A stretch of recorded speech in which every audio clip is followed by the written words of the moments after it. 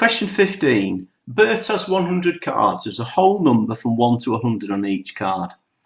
There's a star on every card that's a multiple of 3 and a circle on every card that's a multiple of 5.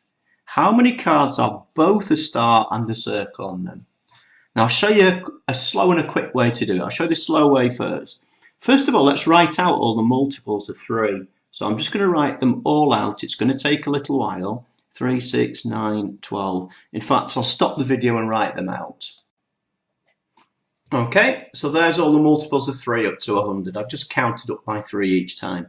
Now, we need to find out all the ones that are a multiple of 5 as well. So all I'm going to do is go through this list and find out whether it ends in a 5 or a 0 and circle them. So that's one. Then the next one is going to be 30. We're looking for ending in a 5 or a 0. 45 is the next one. Then 60. Then 75.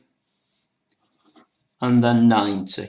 So all in total we've got 1, 2, 3, 4, 5, 6. How many cards have both of them on them? It's 6 cards. If you notice, a quicker way of doing this, these are all multiples of 15. That's 1 times 15, 2 times 15, 3 times 15, 4 times 15, 5 times 15 and 6 times 15. 3 times 5 makes 15.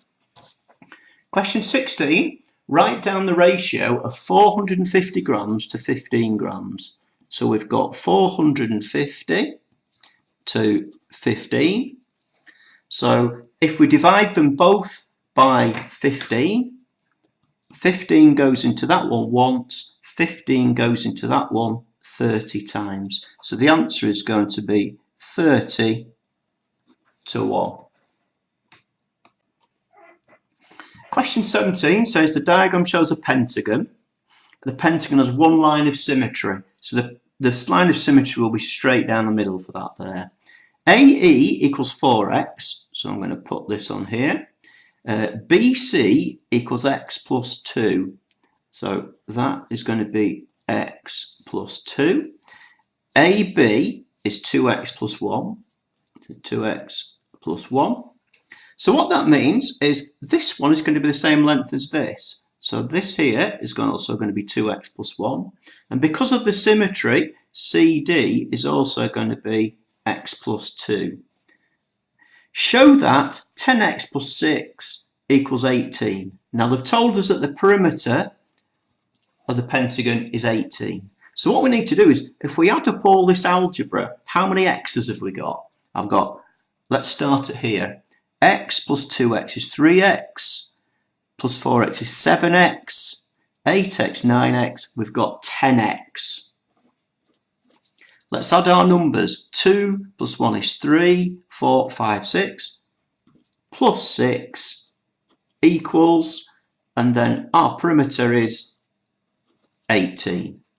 So basically we've added all the different lengths. We've added AB plus BC plus CD plus DE, and we've shown our equation to be correct. The second part says find the value of x, so we're going to solve this equation. So we've got 10x plus 6 equals 18. Balancing method, we're going to take 6 off both sides. So we're going to get 10x equals 12. So x is going to equal 12 over 10, which is going to equal 1.2. So x equals 1.2. Now, question 18, Trevor buys a boat. The cost of the boat is 14,200 plus VAT at 20%. So 20%, what's the multiplier going to be? 100% plus 20% gives us 120%. So our multiplier is going to be 1.2. So the cost of the boat is going to be 14,200 times 1.2. So if we put that into our calculator, that comes to 17,040. Now, Trevor pays a deposit of £5,000. So let's take this deposit off what the cost of the boat is. So that's 0,402. So this is the amount we've still got to pay. So right there, to pay. Now we're going to pay that in 10 equal instalments. So what we have to do is 12,040 divided by 10. So I'll get rid of the naught there. Each of our payments is going to be 1,204. Question 19 is about inequalities. It says show the inequality x is less than 4. Now less than means we're going to show an open dot. It can't be equal to the 4. So at 4 I'm going to show an open dot, and then we want everything less than that there. So I'm going to show an arrow pointing to the left. Part B says 3 is less than y is less than or equal to 7 where y is an integer. Write down all the possible values of y. Well, there isn't an equal sign there on the left hand side, so it can't be equal to 3. So the lowest whole number, integer means whole number, we can have is 4, then we can have 5, we can have 6, and we can also have 7. Part C, solve that inequality. So we just solved this as if it was a normal equation.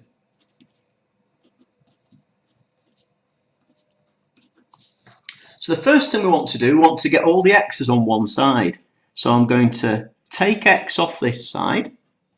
So I'll balance it by taking x off the other side.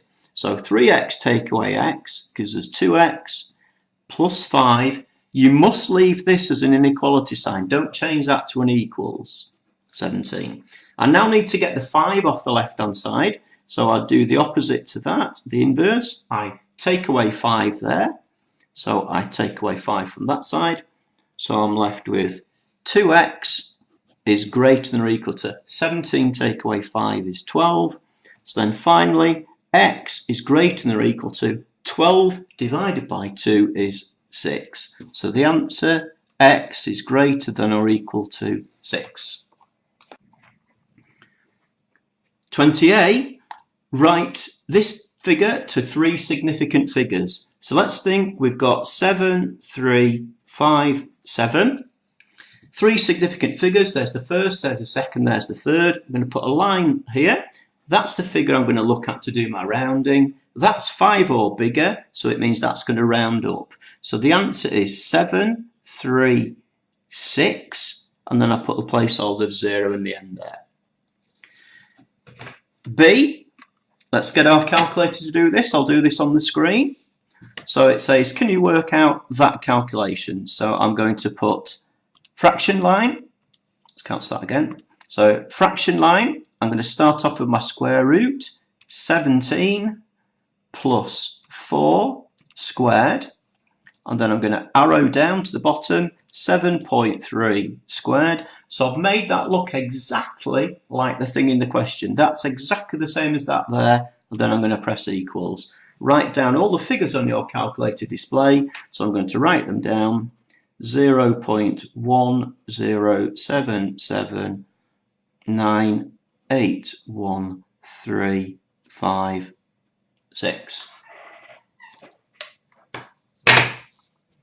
Last year, Jo paid $245 for her car insurance. This year, she has to pay $883. Work out her percentage increase. Well, you need to know a formula for percentage increase. I'll write it down for you. Percentage increase, we work this out as it's the change divided by the original amount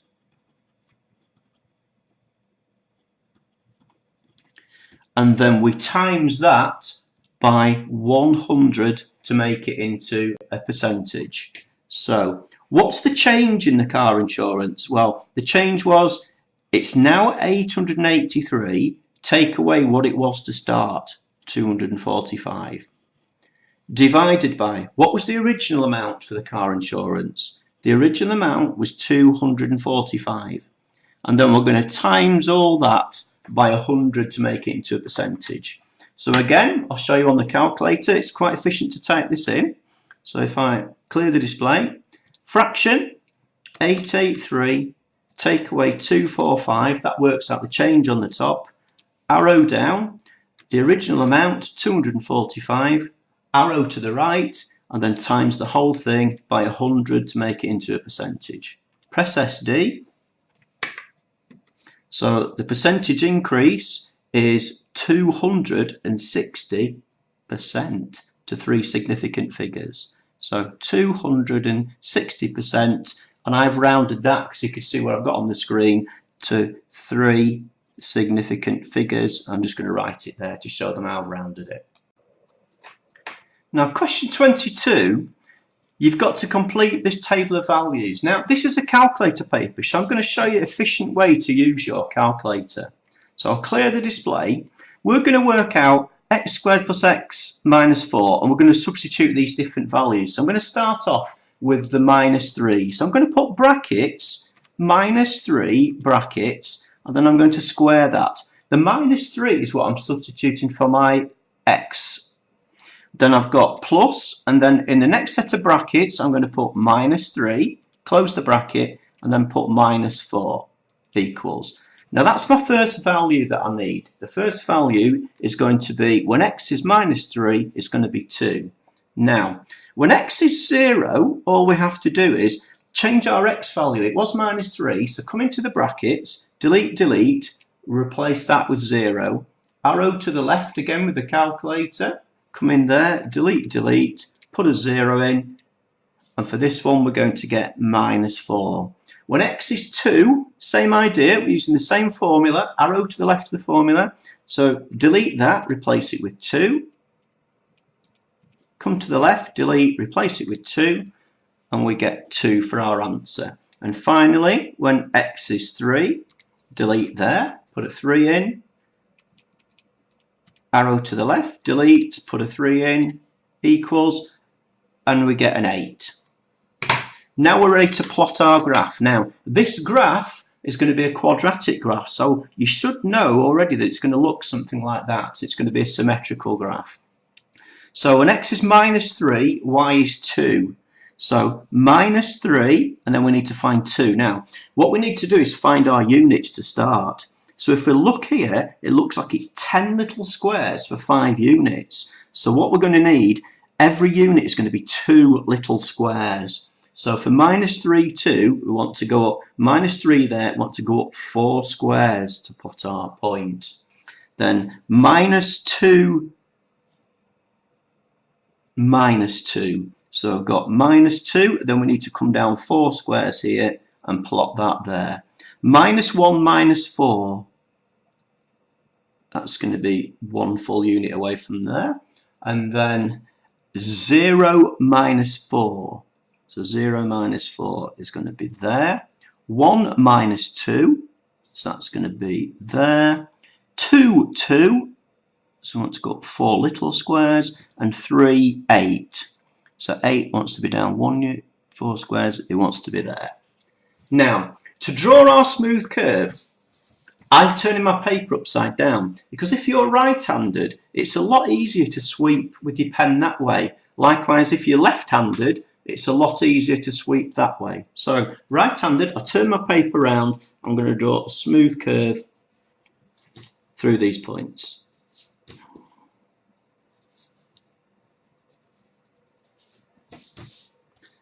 One last thing to do to write on the graph, we write the equation.